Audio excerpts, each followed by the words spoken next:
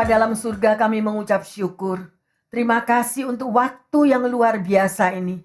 Terima kasih untuk suaramu. Terima kasih untuk pesan-pesanmu ya Bapa. Karena tidak ada kata-kata yang tidak Engkau genapi Tuhan. Di mana Engkau sudah peringatkan, di mana Engkau sudah berbicara. Dan itu selalu terjadi dan selalu terjadi Bapa. Sekali lagi kami mohon ampun Tuhan. Bawa umat-Mu lebih dekat kepadamu. Bahwa kami senantiasa mau memeluk Engkau setiap waktu. Memeluk Engkau setiap hari Tuhan. Ubahkan hidup kami Tuhan. Kami rindu Tuhan. Suatu hidup yang baru. Terlebih di tahun 25 ini Tuhan. Hidup yang diubahkan. Supaya kami boleh menerima keselamatan yang luar biasa daripadamu. Tidak ada satu perlindungan di muka bumi ini Tuhan. Bahkan apapun yang kami kejar dalam hidup kami, melalui pekerjaan, melalui prestasi, melalui keuangan kami, tidak ada satu yang bisa menyelamatkan kami. Terima kasih Bapa. Kami mau mengutamakan Engkau. Sehingga hidup kami boleh diubahkan. Dan kami boleh menerima anugerah kasih-Mu yang luar biasa itu terjadi bagi setiap kami, bagi jemaat dan bagi pendengar yang setia dimanapun berada.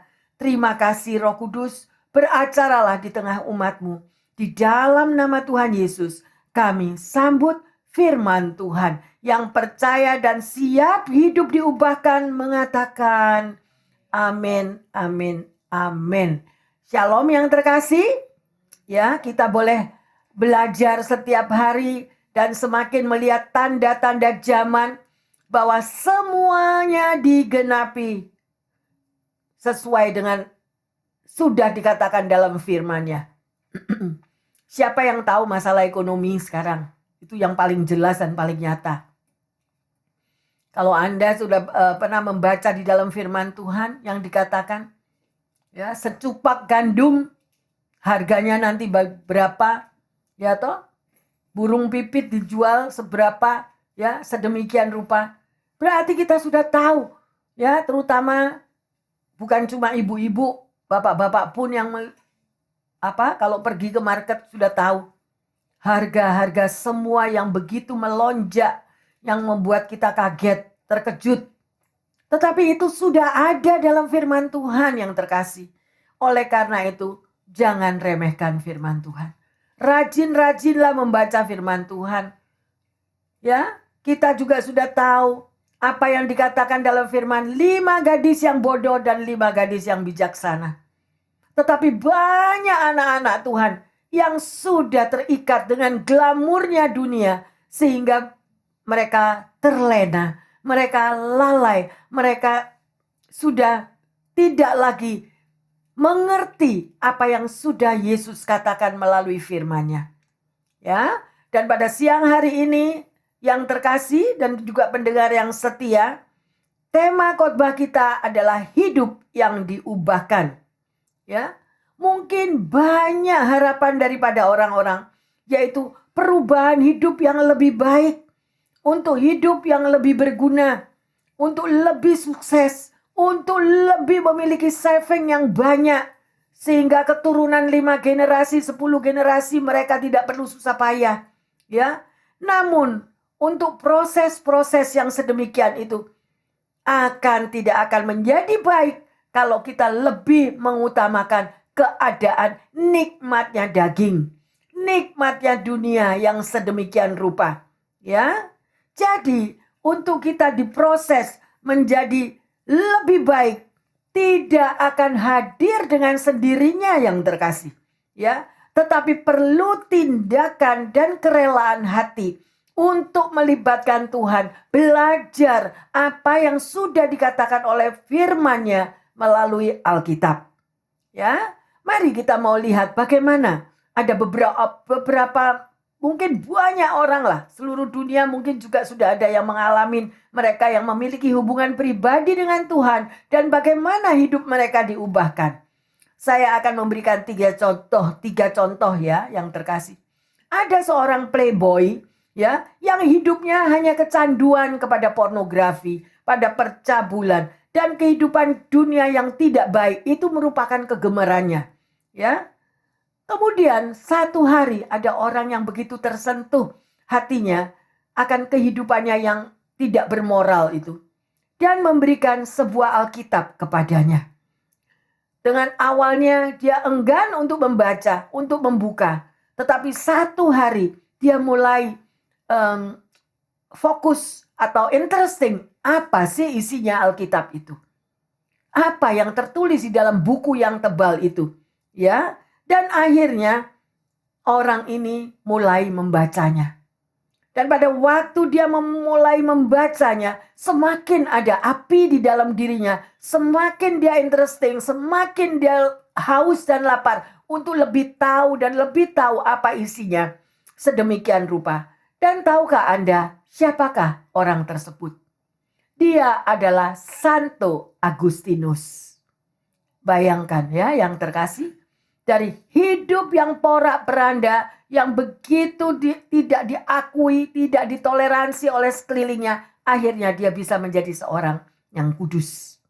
Hanya karena dia mau terpengaruh daripada kuasa, daripada apa yang dia baca, yaitu Alkitab. Banyak buku-buku di seluruh dunia ini yang diciptakan. Bagaimana menjadi pasangan suami istri yang bijaksana. Bagaimana menjadi suami yang bertanggung jawab. Bagaimana sebagai istri yang tanggung jawab untuk keluarga. Semuanya itu baik yang terkasih. Tetapi tidak ada satu buku yang bisa mentransformasikan kuasa Tuhan untuk mengubah kehidupan kita kecuali Alkitab. Ada amin yang terkasih? Ya, oleh karena itu saya menghimbau dan saya tidak jemu-jemunya menghimbau. Pelajarilah firman Tuhan. Bagian mana yang Anda tidak mengerti, Anda tulis dan berdoa. Roh Kudus, urapi aku. Supaya aku bisa mengerti apa yang tertulis di dalam firman-Mu. Sedemikian rupa. Ya, yang terkasih. Ada lagi pria yang lain. Hidupnya sangat tulus. Dan dia selalu merasa di dalam merasa bersalah, guilty di dalam hatinya, ya, karena dia itu mentaati akan 10 perintah Allah. 10 perintah Allah dia baca, dia imani dan dia berusaha, tapi selalu fail. Gak bisa melakukannya. Dia tahu bahwa itu yang Tuhan kehendaki dengan 10 perintah Allah itu tadi. Dan hidupnya merasa selalu guilty dan hatinya merasa tersiksa. Ya. Dan satu hari hatinya digerakkan untuk membaca di dalam kitab Roma. Di situ yang terkasih dikatakan, ada kata-kata, kita hidup hanya dari iman. Jadi dengan iman, semuanya itu akan diubahkan yang terkasih. Ya, sungguh luar biasa. Setelah dia membaca dan kata-kata itu menyentuh hatinya, dan dia mulai bangkit imannya, sedemikian rupa. Apakah Anda tahu siapakah orang itu? Dia adalah Martin Luther. Semuanya kehidupan diubahkan yang terkasih melalui Alkitab. Masih ada satu orang lagi. Dia adalah seorang misioneri. Ya, dan dia melayani di Amerika. Dia melayani di dalam dia pergi ke tempat-tempat yang dalam, yaitu kepada suku Indian. Dia mencoba melayani di sana, dia mencoba untuk memasukkan bahwa ada keselamatan, yaitu dari Tuhan Yesus sendiri. Sedemikian rupa. Dan pada waktu dia harus kembali ke London, hatinya dia tidak damai. Mengapa? Dia tidak puas dengan apa yang sudah dia tabur di Amerika sedemikian rupa. Kemudian dia mulai belajar dan belajar, memperdalam untuk meminta kepada Roh Kudus mengubah hatinya, mengerti akan isi firman Tuhan. Memang tidak mudah untuk mengerti firman Tuhan.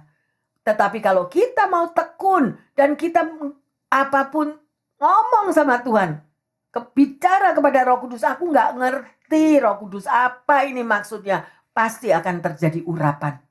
Ya, dan setelah hal itu dia katakan berkali-kali, hidup daripada misioneri ini diubahkan total. Dan apakah Anda tahu siapa dia? Dia adalah John Wesley. Ya, luar biasa. Bagaimana Anda dan saya? Bagaimana dengan pendengar yang setia? Apakah kekristenan Anda? Apakah Anda sebagai anak Tuhan? Mungkin Anda sudah dibaptis, tetapi tidak pernah membuka Alkitab. Mungkin kita selalu berdoa, tapi kita tidak tahu apa yang kita doakan. Why? Ayo kita selidiki. Ya, dan kita mau belajar bersama-sama. Pada siang hari ini kita buka di dalam Roma 1 ayat 1 dan 2. Dari Paulus, hamba Kristus Yesus, yang dipanggil menjadi rasul dan dikuduskan untuk memberitakan Injil Allah. Injil itu telah dijanjikannya sebelumnya dengan perantara nabi-nabinya dalam kitab-kitab suci. Haleluya. Ya, kita bisa melihat bagaimana kehidupan daripada Rasul Paulus ini. Sebelumnya dia siapa? Dia adalah seorang pembunuh daripada murid-murid Yesus. Atau orang-orang yang mencoba mengikuti Yesus. Yang dia bunuh sedemikian rupa.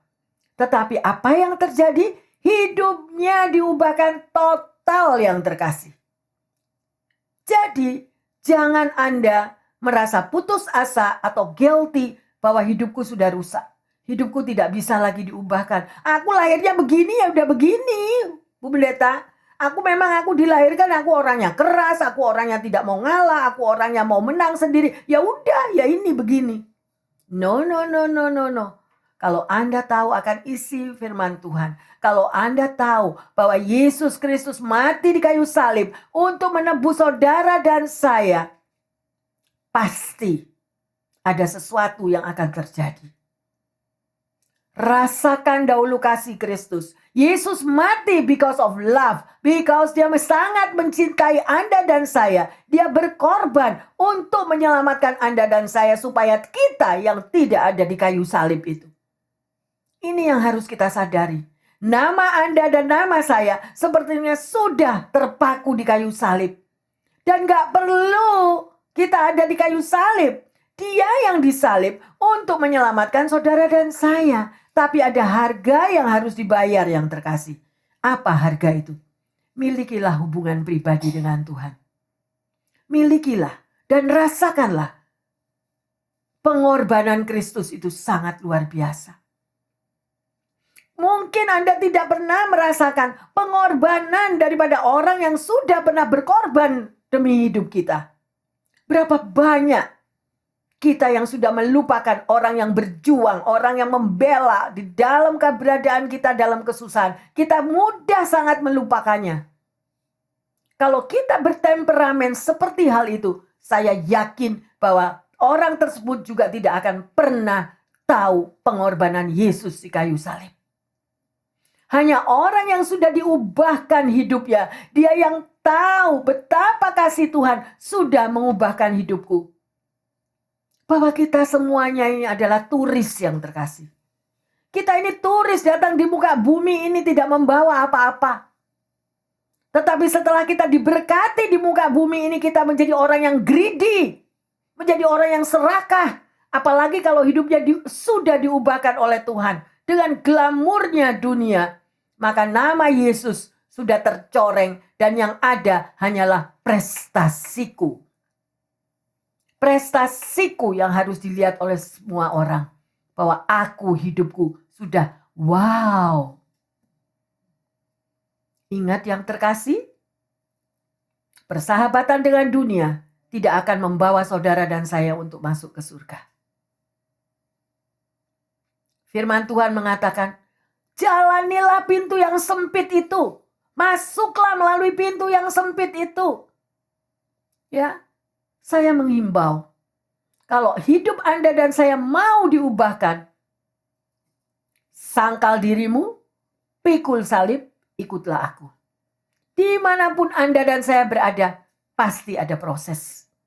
Dan proses itu tidak mudah yang terkasih.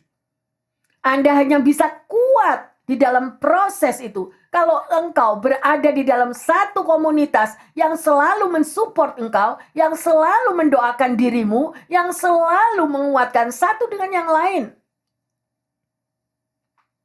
Berapa banyak gereja dipenuhi oleh ratusan bahkan ribuan, tapi pulang sendiri-sendiri. Bahkan ada yang bagian pemuji menyembah mereka itu dua yang bunuh diri, juga gak tahu. Nah, kita bisa melihat buah-buahnya yang terkasih. Jangan melihat besar atau megahnya gereja itu.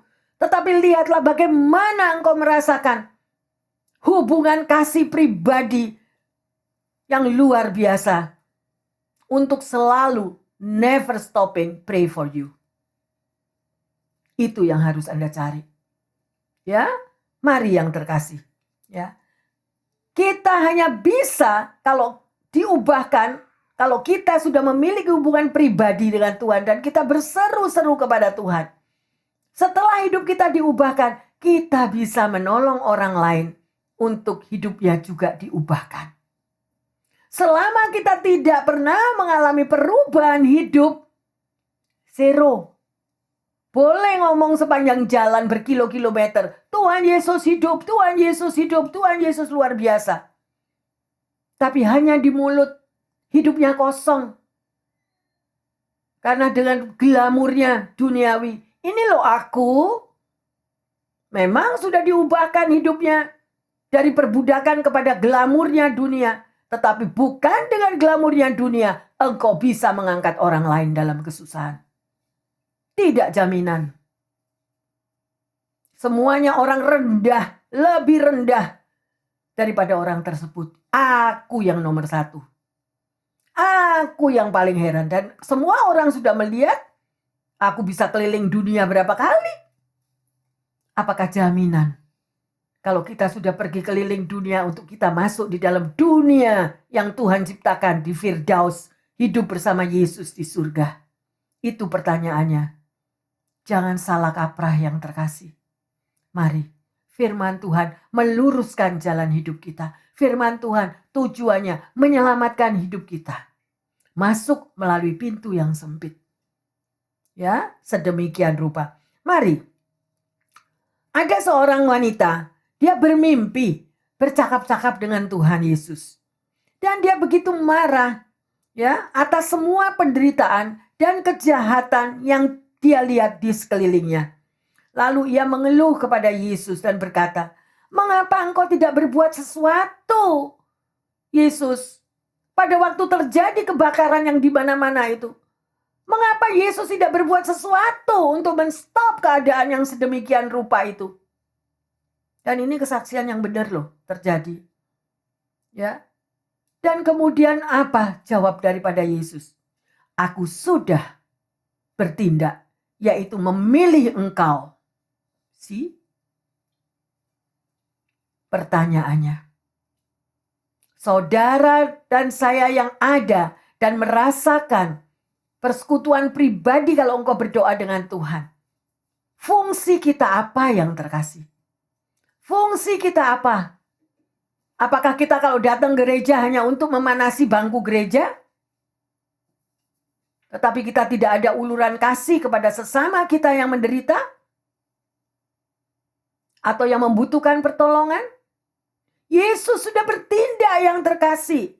Yesus sudah berbuat sesuatu. Aku sudah pilih engkau, anakku. Aku sudah memilih engkau. Dan amanat agung diberitakan. Jadikanlah semua bangsa muridku. No. Nggak berani ngomong, Bu Pendeta. Nggak berani, ntar marah orangnya kalau dikasih tahu. Berapa banyak jawaban seperti itu. Ingat sekali lagi saya menghimbau, Anda dan saya dipilih, ada tugas dari Tuhan. Dan pada waktu kita bertemu muka dengan nanti waktunya. Apakah Anda sudah membawa domba-domba itu kepada Yesus? Ya, hati-hati yang terkasih. Anda diselamatkan untuk menyelamatkan. Anda disembuhkan untuk menyembuhkan. Sudah waktunya. It's short time now. Kita sudah melihat tanda-tanda zaman seperti itu. Dan bahkan di dalam semua tanda-tanda zaman dikatakan, bencana alam ada di mana-mana, di seluruh muka bumi. Kejatuhan pesawat terbang mulai dari Desember sampai Januari. 5 pesawat yang sudah jatuh. Masih kita mau berlena-lena? Masih kita mau hidup glamur dengan dunia? Nggak salah yang terkasih. Anda diberkati, nggak salah. Tapi utamakan Tuhan Yesus. Selamatkan juga orang lain. Ini loh. Mujizat ada di dalam bibir mulut kita. Beri kekuatan kepada mereka yang lemah. Ya, sedemikian rupa. Mari kita lihat di dalam 2 Korintus 5 ayat yang ke-17. Jadi siapa yang ada dalam Kristus, ia adalah ciptaan baru. Yang lama sudah berlalu, sesungguhnya yang baru sudah datang. Haleluya. Apa yang dikatakan di sini yang terkasih, pendengar yang setia? Siapa yang ada di dalam Kristus, ia adalah ciptaan baru. Anda yang sudah dibaptis, Anda yang mengaku anak Tuhan, Anda yang berani menyambut perjamuan kudus. Apa katanya? Berarti kita adalah ciptaan baru. Terus ciptaan baru itu mau apa? Apa tugas Anda dan saya sebagai ciptaan baru yang terkasih? Yang lama hidupmu sudah ditebus. Mungkin kita ditebus dari masa lalu yang suram, yang hidup dalam perbudakan, yang hidup dalam dosa. Sekarang kita sudah diampuni dan yang baru sudah datang. Lah kalau Anda dan saya sudah dikasih hidup yang baru, apa tugas kita? Kipas-kipas? Bu pendeta, ngurusi diri sendiri aja saya gak bisa. Ngurusi diri sendiri, keluarga saya aja masih belum benar. Masa saya mau ngurusin orang lain? Bukan ngurusin yang terkasih. Beritakanlah keselamatan yang sudah Anda terima itu. Di mana firman Tuhan mengatakan, datanglah kepadaku, hai engkau yang letih lesu dan yang berbeban berat. Aku beri sentosa kepadamu. Berani ndak ngomong gitu? Melihat orang lain yang dalam kesusahan. Kadang-kadang saya kepingin gitu loh. Kepingin bahwa orang-orang yang hatinya bebal, yang merasa hidupnya cuma ego, self-center. Masuk di kamar sana loh, ICU. Bukan satu kebetulan yang terkasih. Ya, kita berada. Saya pernah masuk ke IR. Pernah. Tapi di sana saya udah gak lihat lagi apa yang saya rasakan. Tetapi justru saya melihat mereka yang sudah sedemikian dalam sakral maut. Saya datangi dan saya berdoa. Bahkan ada orang yang gak tahu sama sekali siapa itu Yesus. Loh, kaget saya, ini Amerika loh. Gereja di mana-mana, di dalam duit juga ada tulisannya, benar gak? Ya, in God we trust. Tapi mereka bisa tidak tahu siapa Yesus. Bahkan ada pada waktu itu teman saya mengatakan, sudah Bu Pendeta, saya sudah melakukan itu. Saya tanya, apakah engkau tahu Yesus? Oh tahu saya, Yesus yang anak kecil itu. Ya ampun Tuhan, Yesus yang anak kecil. Ya, mari yang terkasih, belum terlambat. Semoga firman yang saya taburkan ini kita mulai bertindak. Karena akan tiba waktunya Anda dan saya ketemu dia loh. Apa tugas kita? Anda diselamatkan untuk menyelamatkan orang lain ya. Jadi, terimalah hidup yang diubahkan yang terkasih. Jangan kalau kita itu sudah hidup diubahkan itu, kitanya santai-santai. Gak ada tugas apapun. No, ada amanat agung yang terkasih. Ya, perubahan itu hanya dapat terjadi, itu mengalir daripada hubungan Anda dan saya melalui Yesus. Ya, bagaimana kehidupan doa Anda? Saya berjalan di belakang rumah sambil saya berdoa. Sebelum tidur malam juga. Belum nanti saat teduh jam pagi-pagi, jam 2, jam 3 pagi. Saya selalu berdoa, bercakap-cakap, kadang di kebun gitu. Sedemikian. Tuhan bicara loh. Tuhan tuh ngomong. Nah bagaimana dengan Anda dan saya yang lain? Semua bisa dengar suara Tuhan loh. Semua bisa. Kalau engkau memiliki hubungan pribadi dengan Tuhan, membaca firman Tuhan setiap hari, pasti kepekaan kita itu akan tumbuh. Tapi kalau nggak pernah doa, capek Bu Pendeta, baru mau doa Tuhan Yesus, langsung ger, ya nggak tahu. Jangan memberi sisa waktu kepada Tuhan. Berikan waktu. Kita tuh masih seger habis mandi, langsung duduk ambil waktu. Ajak ngomong. Kalau engkau mau memiliki hidup yang diubahkan. Ya, Jangan lost. Ya. Ada yang tanya, bagaimana Bu Pendeta saya bisa mengalami perubahan hidup? Ayo kita baca di Ratapan 2 ayat 18 dan 19. Berteriaklah kepada Tuhan dengan nyaring, hai putri Sion, cucurkanlah air mata bagaikan sungai siang dan malam. Janganlah kau berikan dirimu istirahat, janganlah matamu tenang.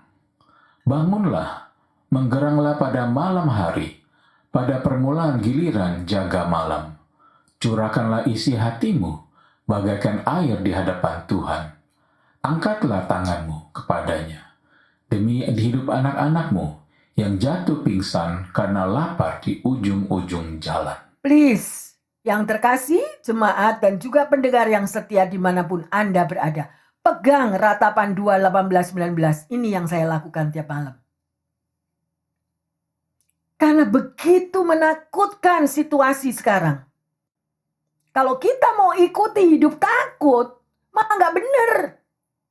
Tetapi kita justru mengalahkan ketakutan kita dengan melibatkan Tuhan di dalam hidupmu dan hidupku melalui doa yang terkasih. Tapi ada tugasnya. Baca ini. Bangun dan mengeranglah pada malam hari. Bisa enggak? Ya? Curahkan isi hatimu bagaikan air di hadapan Tuhan. Angkat tangan, memuji, menyembah. Demi siapa? Demi anak-anak kita. Mungkin yang bujangan jomblo bilang, saya nggak punya anak. Oke, kita nggak punya yang jomblo, nggak punya anak, nggak punya keluarga. Tapi engkau punya masa depan. Amin? Lah masa depan mau diapain? Kita akan hidup dalam kegelapan kalau Tuhan Yesus tidak ada dalam hidup kita yang terkasih. Firman-Nya sudah dibagikan sedemikian rupa. Ya. Baru-baru ini ada kesaksian yang terkasih. Yaitu seorang gadis yang berumur 12 tahun. Ini kisah nyata loh ya. Ya. Dia terbangun di malam hari. Dan dia menemukan ibunya berpakaian rapi. Dan melihat selalu keluar. Ya. Sedemikian rupa dia selalu melihat ke jalan. Nyatanya ibu ini lagi menunggu neneknya datang menggantikan untuk menjaga anak yang umur 12 tahun ini. Karena ibu ini akan berangkat ke rumah sakit karena suaminya pada waktu kebakaran yang kemarin kena ledakan api yang sedemikian rupa. Bayangkan kalau itu posisi Anda dan saya. Hidup kita itu tanpa kita sadari kita ini berada di ujung tanduk yang terkasih. Jangan terlena. Semua apa yang kita miliki itu tidak ada artinya zero. Kalau kita nggak punya Tuhan. Dan si ibu ini mengatakan kepada gadis ini, kenapa nak? Iya mama, aku melihat engkau menangis dan selalu melihat keluar. Lagi apa? Oh aku lagi berdoa. Berdoa buat papamu yang kena ledakan api. Pada waktu pembakaran rumah-rumah yang terbakar sedemikian rupa. Oleh karena itu benar daripada firman Tuhan yang mengatakan, angkatlah tanganmu kepada Tuhan demi anak-anakmu. Kalau kita menderita, anak-anak kita juga menderita. Anak-anak itu merasakan daripada hati ibunya. Merasakan apa yang dialami oleh papanya. Bagaimana Anda dan saya? Tetap kipas-kipas, bukan rumahku Bu Pendeta. Kok Bu Pendetanya buat orang susah aja sih. Itu kan bukan aku yang alami. Berapa banyak me, I, mine, egosentris. Sedemikian rupa firman sudah dikatakan. Akhirnya si ibu tanya, kamu mau sama mama kita sama-sama berdoa? Ya mama. Kemudian mereka berdua berdoa. Companion. Ya, ingatlah bahwa kuasa doa itu besar sekali. Jangan lewati sedemikian rupa yang terkasih. Jangan kita merasa hebat pekerjaanku, pastor. Orang tuaku punya 20 perusahaan besar. Aku tidak bakal kekurangan. Tidak akan menjamin hidupmu kalau hidupmu diberkati luar biasa seperti itu. Sekarang kita bisa kipas-kipas yang terkasih. Lihat itu loh, kan sudah banyak contoh kan. Rumahnya siapa itu? Semua konglomerat itu yang kebanyakan yang di LA itu. Apa yang terkasih? Berarti tidak ada yang kekal kita ini. Kita butuh Tuhan. Berdoalah, saya menghimbau jemaat yang dikasih Tuhan dan juga para pendengar. Berdoalah bersama anak-anakmu. Berdoalah bersama cucu-cucumu. Jangan terus hanya untuk menghakimi. Oh, anakku begini. Oh, cucuku begini. A, B, C, D. Semuanya. Orang tua yang berdoa. Orang tua yang mau merendahkan hatinya kepada Tuhan. Merangkul setiap keluarga dan juga mempunyai hati bagi orang lain. Pasti Tuhan dengar kok. Tuhan pasti mendengar yang terkasih. Ya. Dan sedemikian rupa. Dengan kejadian kebakaran yang baru saja berlalu itu. Ada sebuah grup yang terkasih. Dan grup itu bernama Cry Out Challenge. Mereka menangis bersama. Mereka berdoa bersama. Mereka menyatukan hati bersama. Saya mendapatkan banyak telepon dari LA. Dan kita berdoa bersama-sama. Ya. Mari kita lanjut di dalam Mazmur 46 ayat 2 sampai 8. Allah itu bagi kita tempat perlindungan dan kekuatan. Sebagai penolong dalam kesesakan sangat terbukti. Sebab itu kita tidak akan takut. Sekalipun bumi berubah, sekalipun gunung-gunung goncang di dalam laut. Sekalipun ribut dan berbuih airnya, sekalipun gunung-gunung goyang oleh geloranya. Selah. Kota Allah kediaman yang maha tinggi, disukakan oleh aliran-aliran sebuah sungai. Allah ada di dalamnya, kota itu tidak akan goncang. Allah akan menolongnya menjelang pagi.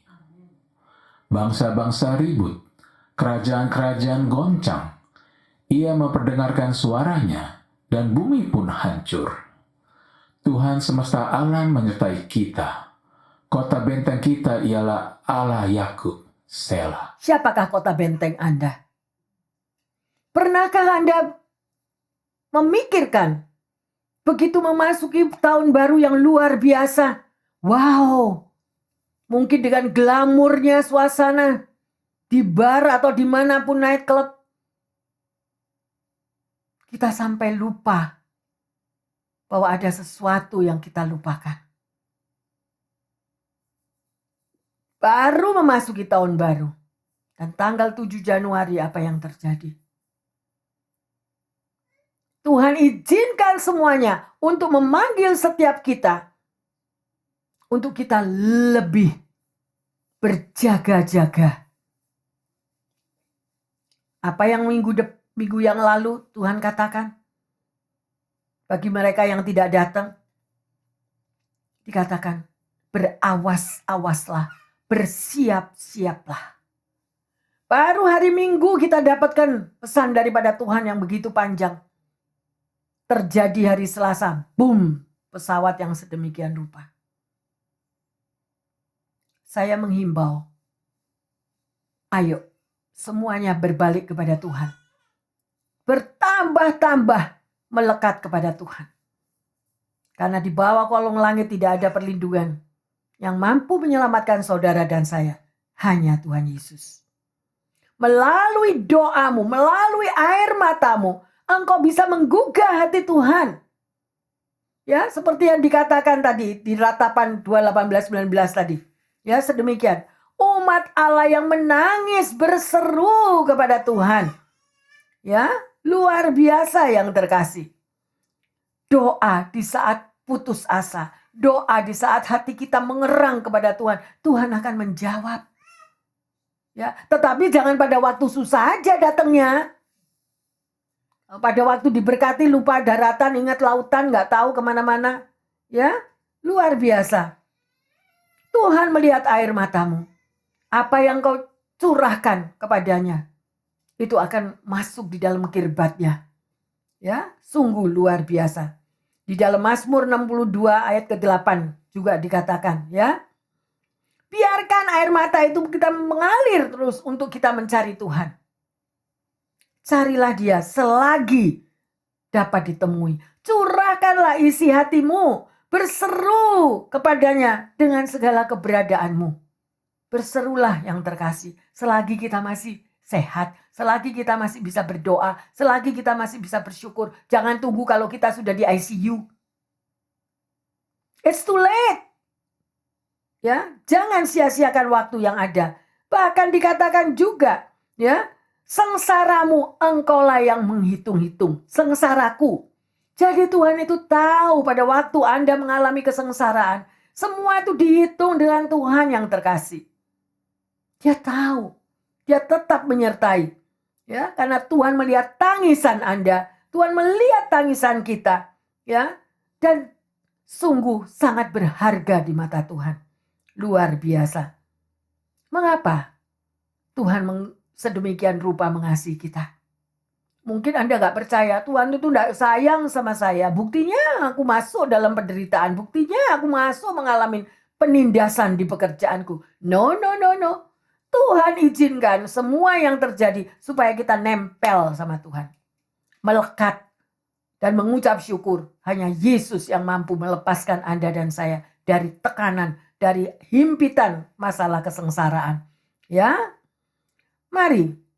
Dan Tuhan izinkan membuat tantangan-tantangan ya di dalam perjalanan hidup Anda dan saya untuk bisa melihat kuasa mujizatnya. Kita baca Mazmur 107, 25-32. Ia berfirman, maka dibangkitnya angin badai meninggikan gelombang-gelombangnya. Mereka naik sampai ke langit dan turun ke samudra raya. Jiwa mereka hancur karena celaka. Mereka pusing dan terhuyung-huyung seperti orang mabuk dan kehilangan akal. Maka berseru-serulah mereka kepada Tuhan dalam kesesakan mereka, dan dikeluarkannya mereka dari kecemasan mereka.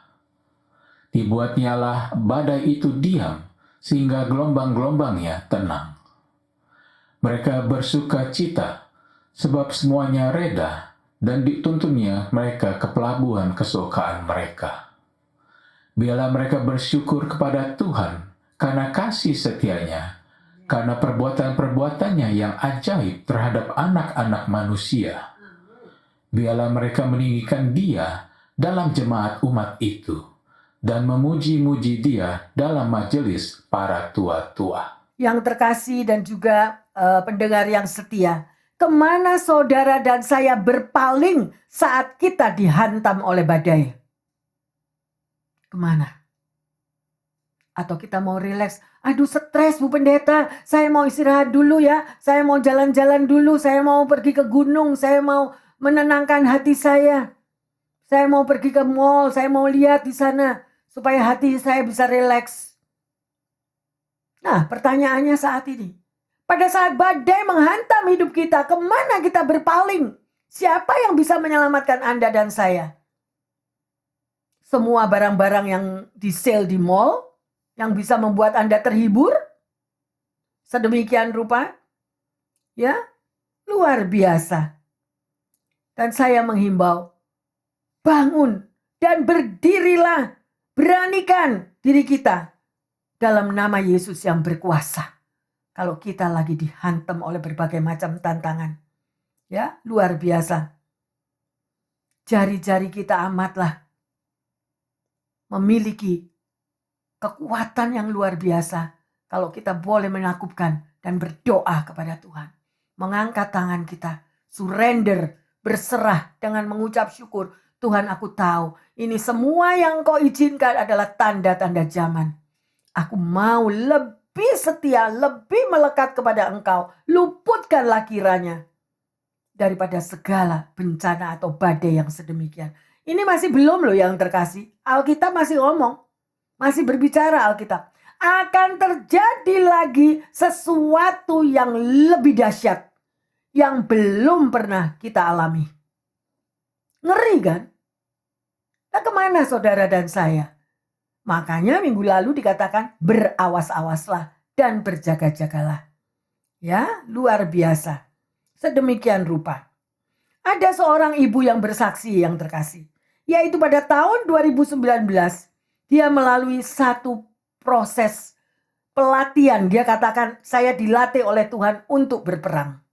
Ya, dia menantikan kelahiran cucunya. Nggak taunya cucunya itu kembar yang terkasih.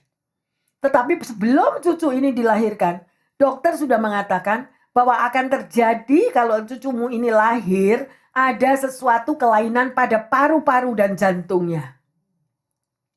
Dan seluruh keluarga di situ mengalami hal itu. Mereka bersatu di dalam doa. Minta kuasa Tuhan agar mujizat terjadi.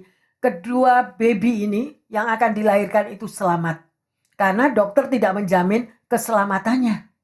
Dia tidak tahu apakah baby ini bisa dilahirkan dengan selamat. Katanya sedemikian rupa. Ya, dan pada waktu akhirnya proses kelahiran terjadi, bisa dilahirkan, semua bersuka cita. Kedua bayi ini, bayi kembar ini lahir dengan selamat. Tetapi setelah beberapa hari kemudian terlihat sangat amat jelas bahwa bayi ini mulai tidak berfungsi paru-parunya. Tidak bisa berjalan dengan baik sedemikian rupa. Akhirnya dokter mengatakan sekali lagi, di mana para orang tua, para mertuanya atau neneknya, kakeknya, semua mengucap syukur. Baby ini boleh lahir dengan selamat. Ya, dan akhirnya ditemui kalau ada sesuatu di dalam paru-paru baby ini. Akhirnya setelah mereka berdoa, berpuasa, dalam waktu 10 hari, dokter mengatakan semuanya oke. Dan boleh pulang setelah 2 minggu. Kemudian pada waktu 2 minggu, sudah ditentukan waktunya untuk pulang. Satu babynya tidak boleh pulang karena serangan jantung. Mereka lemes lagi dan mereka berseru-seru lagi, Tuhan, Engkau tidak bekerja 50%. Kalau Engkau sudah mengizinkan waktu yang lalu dia boleh pulang dua-dua, hamba-Mu memohon kepadamu belas kasihan dengan kuasa darah Yesus, Engkau mampu menyempurnakan baby yang jantungnya mengalami sesuatu yang tidak normal ini. Mereka berdoa dan berpuasa lagi. Akhirnya setelah 1 bulan baby ini dinyatakan jantungnya sehat. Dan akhirnya boleh pulang. Yang terkasih, kuasa doa luar biasa. Tuhan berkehendak yang baik yang terjadi. Ya, apakah Anda tergerak untuk mereka yang malas-malas berdoa, kalau hidupnya tidak berjaga-jaga dan tidak berawas-awas, sedemikian rupa itu serangan si jahat itu loh yang terkasih. Ya, jadikanlah doa itu sebagai makanan rohanimu. Berdoa dan membaca firman Tuhan itu adalah makanan kita untuk perlindungan di tengah-tengah kehidupan kita. Jangan lengah. Ya, mari kita lihat. Mazmur 144 ayat 1 dan 2. Dari Daud, terpujilah Tuhan gunung batuku, yang mengajar tanganku untuk bertempur dan jari-jariku untuk berperang, yang menjadi tempat perlindunganku dan kubu pertahananku, kota bentengku dan penyelamatku, perisaiku dan tempat aku berlindung, yang menundukkan bangsa-bangsa ke bawah kuasaku. Haleluya. Bagaimana Anda membaca akan firman ini? Maukah kita meneladani seperti Daud? Ya, Daud aja yang sedemikian rupa mengalami banyak musuhnya, tapi dia selalu melekat kepada Tuhan. Siapa Daud itu? Dia hanya seorang gembala domba yang terkasih. Sampai hidupnya diangkat menjadi hidup yang baru, hidup yang diubahkan Daud itu. Ya, seorang gembala domba bisa melawan Goliat, bisa berperang sedemikian rupa. Dan akhirnya dia katakan, Tuhan yang melatih tanganku berperang. Lah gimana kalau Anda dan saya menghadapi masalah? Belum apa-apa kita give up. Belum apa-apa kita udah menyerah. Wah, iblisnya seneng. Kalah lu. No, itu kalau kita misalnya menghadapi proses-proses kehidupan yang sedemikian rupa, jangan salahkan Tuhan. Mengapa? Why? Karena kita tidak mau dibentuk. Karena kita tidak mau digandeng oleh Tuhan. Karena kita tidak mau diajari berperang. Coba ayat yang pertama tadi dibuka. Ya, bagaimana Daud katakan? Dia mengagungkan Tuhan karena dia punya pengalaman pribadi dengan Tuhan. Apakah saudara dan saya punya pengalaman pribadi dengan Tuhan? Atau hanya minta doa jalan pintas, Tuhan jawab doaku, amin, that's it. No. Ada enggak Anda mengasihi Yesus? Adakah engkau mengasihi Tuhan Yesus? Bagaimana cara mengasihi Tuhan Yesus, Bu Pendeta? Wong saya gak kelihatan Tuhan Yesus kok. Betul Anda dan saya tidak melihat Tuhan Yesus. Tetapi kalau engkau memiliki hubungan pribadi dengan Tuhan Yesus, engkau merasakan kehadirannya pada waktu engkau berdoa. Bagaimana engkau bisa melihat kasih dan anugerah Tuhan akan terjadi di dalam hidupmu? Yaitu pada waktu engkau, setelah engkau ditolong, setelah engkau dibebaskan, setelah engkau disembuhkan, setelah engkau diselamatkan, juga membebaskan orang lain, juga menolong orang lain, juga mendoakan orang lain, membawa mereka-mereka yang hidup di dalam kegelapan. Masih ada harapan, temanku. Jangan putus asa. Masih ada harapan. Masih ada hari depan. Bisa enggak? Dan Daud mengalami hal itu yang terkasih. Ya, dan dia katakan, experience Daud, pengalaman Daud, ya, bahwa Tuhanku adalah gunung batuku yang mengajar tanganku untuk bertempur yang terkasih. Bagaimana dengan anak-anak Tuhan saat ini? Lebih mudah hanya untuk kipas-kipas dan relaks santai. Gak butuh Tuhan, Bu Pendeta, aku tiap bulan terima gaji kok. Gak butuh Tuhan, kekayaan orang tuaku masih ada. Kalau mereka mati kan jatuh ke aku. Ngapain aku mesti sekolah lagi? Ngapain aku mesti belajar susah-susah? Gak takut aku, kekayaan orang tuaku akan jatuh ke aku. No, yang terkasih. Hanya Tuhan yang sebagai sandaran hidup kita. Dia adalah gunung batu kita yang mengajar tangan kita untuk apa? Bertempur. Berarti pertempuran saudara dan saya itu setiap hari yang terkasih. Setiap hari. Why? Karena itu yang membuat Anda dan saya menjadi orang yang kuat. Menjadi orang yang tabah. Menjadi orang yang tidak mudah menyerah. Hari ini kita ditindas. Hari ini kita salah. Hari ini kita sudah gak tahu lagi. Gak punya apa-apa. But go through dengan mengucap syukur. Ya, ayat 2. Di sini dikatakan, Daud mengakui Yesuslah Tuhanku, tempat perlindunganku, kubu pertahananku, kota bentengku, penyelamatku, perisaiku, tempatku berlindung, menundukkan bangsa-bangsa di bawah kaki. Lah kok kita loyo? Baru menghadapi tekanan di dalam pekerjaan, baru kita menghadapi tekanan ekonomi, baru kita menghadapi sesuatu yang membuat kita itu depres. Kita udah give up, Bu Pendeta, give up, aku tidak tahu apa yang terjadi. Saya tidak menyalahkan Anda, karena saya juga pernah mengalami. Itulah proses kehidupan. Tapi melalui pertempuran-pertempuran itu, kita menjadi kuat. Saya bisa berdiri di hadapan Anda ini karena sudah mengalami semua itu. Akhirnya apa? Menjadi garam, menjadi terang dunia, menyelamatkan daripada doa mereka yang lain yang letih, lesu, dan yang beban berat. Itu adalah tugas saudara dan saya. Pegang ayat yang kedua ini yang terkasih.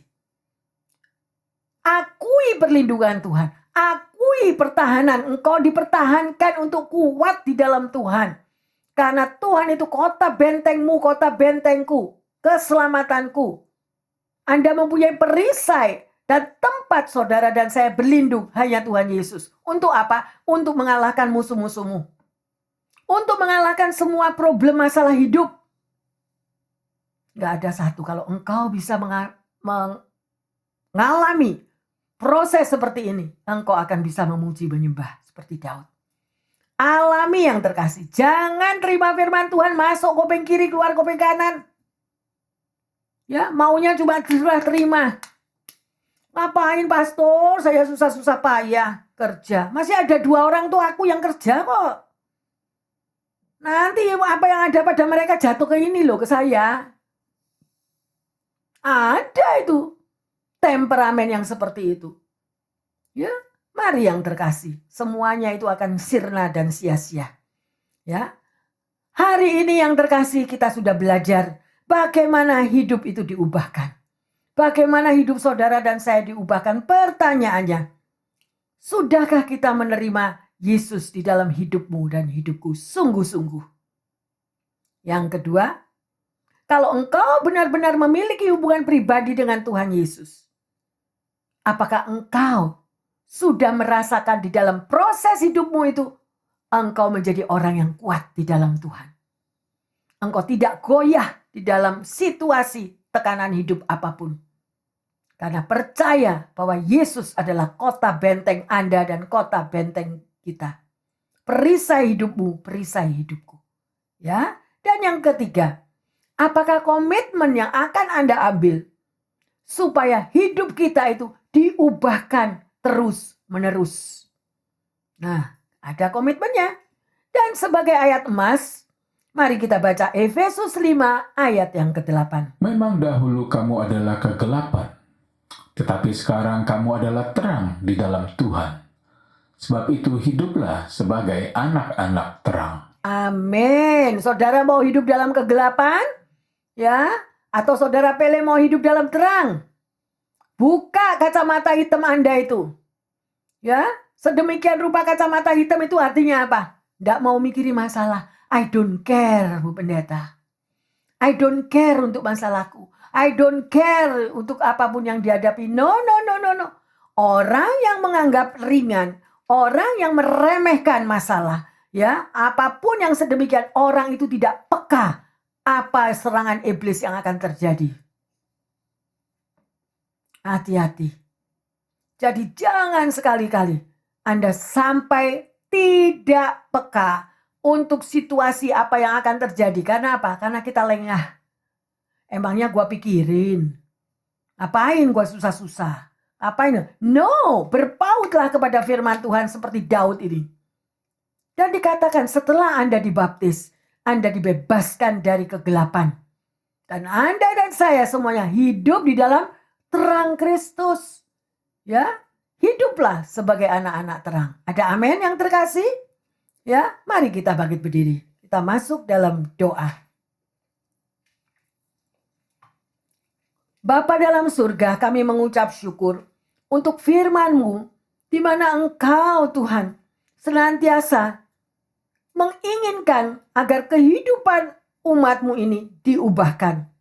Sehingga kami tidak lagi, Tuhan, yang Engkau katakan, hidup di dalam kegelapan. Tetapi kami hidup dalam terang Kristus. Dan kami menjadi terang untuk menyinari sesama kami. Kami menjadi garam untuk menggarami semua orang yang di dalam segala masalahnya. Sehingga hidupnya menjadi berarti. Terima kasih Tuhan Yesus. Biarlah umat-Mu ini senantiasa mau hidup melekat kepadamu. Dan di dalam Engkau. Sehingga hidupnya hari demi hari boleh diubahkan seturut dengan kehendak-Mu. Terima kasih Tuhan.